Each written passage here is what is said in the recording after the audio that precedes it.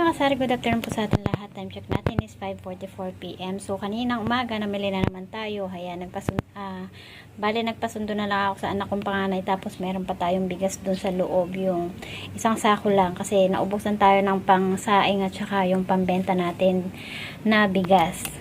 So, meron tayong pa-free dito sa ating yellow na Sito Solo.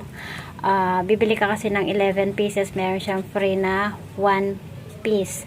Kaya 12 pieces ito lahat. So, bali 140 yung halaga nitong ating Sito Solo na yellow. So, bali pumapatak siya ng 11.6 per piraso. Round off natin, bali 12 pesos na each. So, meron na tayong karagdagan ng 18 pesos kasi bentahan natin dito sa Sito Solo. Lahat ng mga flavor is 18 pesos. Tapos, meron tayong isang case ng Coke mismo, plus itong ating mga grocery. Ayan. So, ito talaga hindi ko na pinaplastic doon sa bagger. Ayan. Kasi nilagay ko na lang siya sa aking bag. Ayan. Yung ating cream silk na pink, isang tie. Plus ito meron tayong dato puti toyo na malaki, 1 liter. Pang personal lang natin itong gamit. Yung Marty's Cracklings na spicy vinegar flavor. Ayan. Yung maliit. 4 pieces lang ang binili ko nito or 5 pieces yata. So, bali 5 pieces. Tapos, yung chicharon natin, 8 pieces. 5 pieces ng Ladies Choice Chicken Spread. Tsaka 5 pieces din ng Bacon Spread.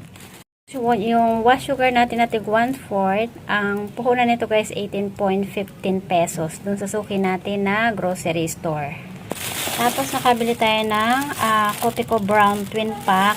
Isang tie. At saka yung ating Nescafe Creamy White na fast moving sa ating lahat ng mga kape. Yan, meron tayong buy 10 get 1 free sa isang tie. So, dalawang tie na binili ko para hindi tayo madalas kasi nga fast moving ito sa akin.